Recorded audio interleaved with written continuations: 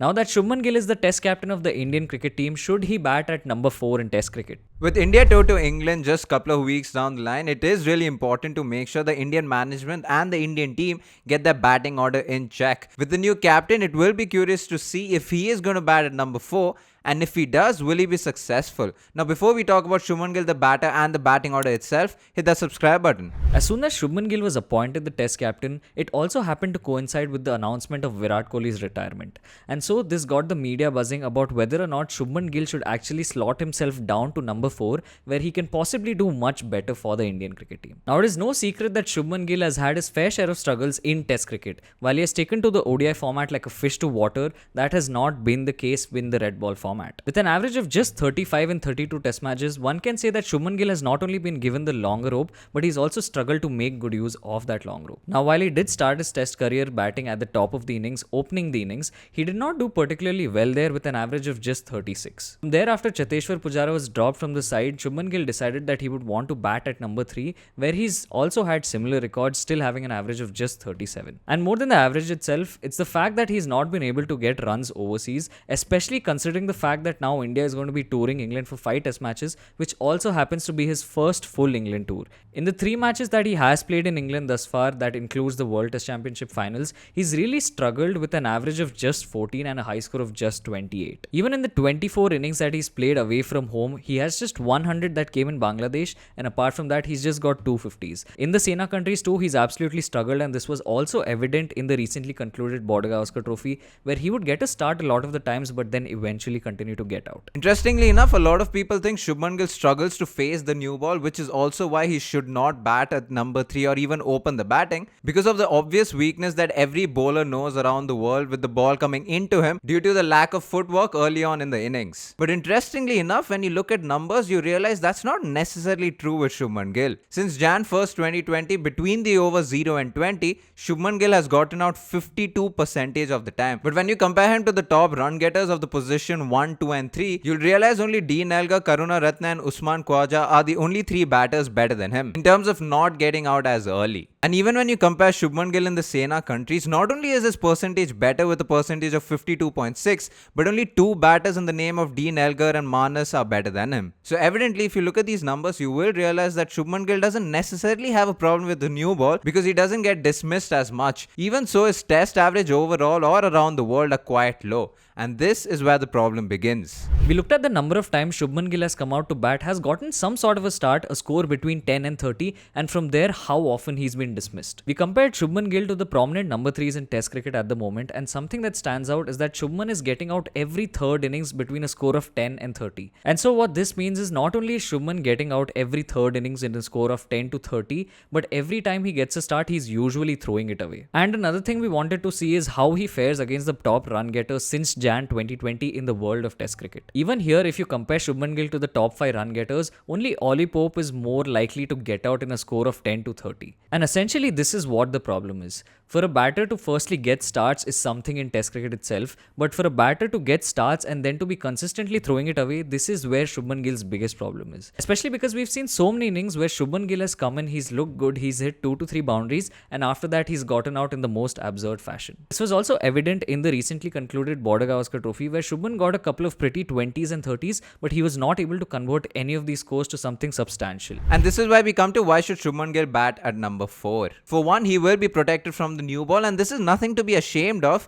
because batters like Sachin Tendulkar, Virat Kohli, Steve Smith, Joe Root, all of these batters bat at number 4 for a reason. Second, and the most important point, is that Shubman Gill is a stroke maker. He is the kind of batter who likes to play shots, like to take the attack to the opposition regardless of the format, and we can even see that with his strike rate because since Jan 1st, 2020, Shubman Gill has the 3rd highest strike rate in test cricket for the Indian team. With a strike rate of 59.9, it only tells you that he is the kind of batter who wants to attack, and for a batter like him, especially when Virat Kohli is missing from the number 4 position because of his retirement, it only makes sense for someone like a Shubman Gill with similar batting styles to just replace him. Speaking of Virat Kohli's retirement, I definitely miss the old days where we used to collect cricket cards. Bro, do you remember those cards that we used to play with in school, the cricket cards? We used to swap all of them in lunch break, but I would never give away my Chris Gayle golden card, if you remember. Dude, same. I first of all missed those cards. I have a bunch of them somewhere. I had a Sachin Tendulkar gold card, Never gave it away,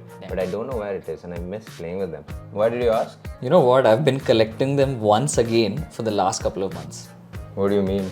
So basically there's this app called Play 11s, and what they've been doing is they've been giving out these digital collectible cards. So I just have to log in every day and it's free for me to claim. And yeah, that's where I have been collecting them. It's a new test combination every day. So they've taken all of the test cricketers. Every day I get multiple cards that are different playing 11s and all of them are unique. Wait, so you don't know what you're getting?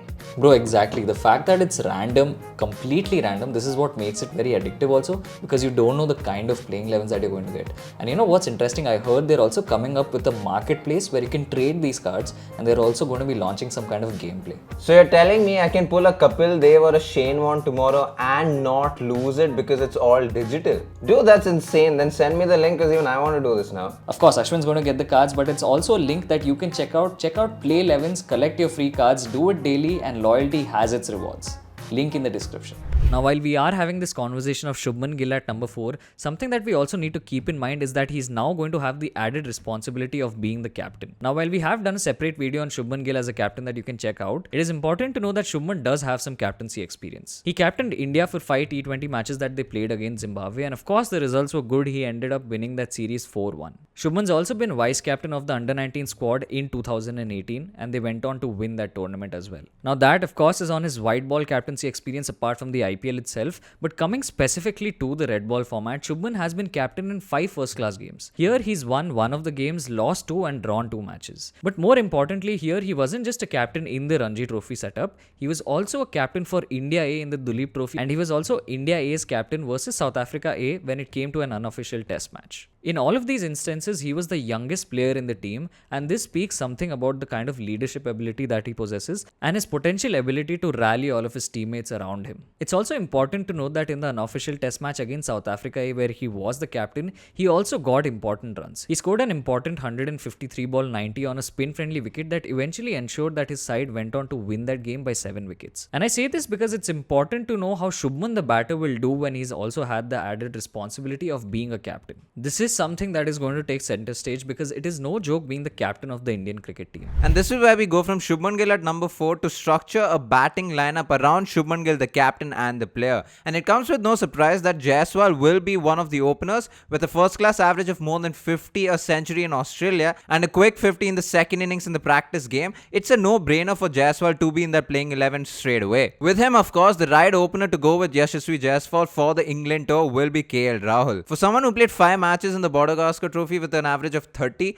the last time he toured England, not only did he have a half century, he also scored a century in England. He played 4 matches scoring 350 runs with an average of 39. With the batting style of KL Rahul and the experience that he has in England, for someone who leaves a lot of balls and grinds out time in test cricket, for him to accompany Yashasvi Jaiswal, who's naturally very attacking, it just feels like a solidified opening pair. And this was also evident in the Border Gavaskar Trophy. Of course, they didn't always get to a big score, but they were able to bat time when they settled in. And this is where we come to a potentially new batsman at the position of number 3. Considering the fact that Gill will bat at 4, number 3 could very likely be taken up by Karun Nair. The fact that Karun Nair batted at number 3 in the first innings of the first tour game and went on to score a double century should be proof enough that he is probably ready to come back in the test squad as a number 3 batter. Now, while people may say that the pitch in that first game was an absolute belter for batting, the time when Karun Nair came into bat was potentially the toughest period to bat in that entire game. It was the morning of day 1 and the ball did have a little bit of swing as well as seam. But even apart from that, just looking at the way the batters shaped up,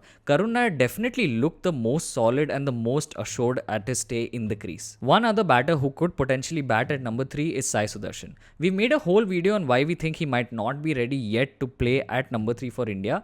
But if it comes down to Karun Nair not being able to perform, Sai might be the option who comes in and bats at that number 3 position. Also, the fact that he has got county experience will hold him as a good backup. Now coming to number 4, and for all of the reasons that we spoke about at the start of the video itself, we think this is why Shubman Gill should be batting at that number 4 position. Coming to the number 5 slot, it could be multiple batters depending on the match situation, but purely for the kind of impact he's had in test cricket since 2020 and the number of runs he scored, Rishabh Pant seems to be the number 5 for the Indian test team. Not only has he been the highest test run scorer for India since 2020, but he's also got those at the highest strike rate in this team. And it is no secret that Rishabh Pant has time and again come into pressure situations, been able to do well for the Indian team, and he's also got a lot of runs in Sena countries. According to us, Dhruv Jurel is the kind of batter who should be automatically picked just for being a batter and the consistency and temperament that he has shown. In the practice games before the Border Gavaskar Trophy, he did get 2.5 centuries in the one practice game that he did play.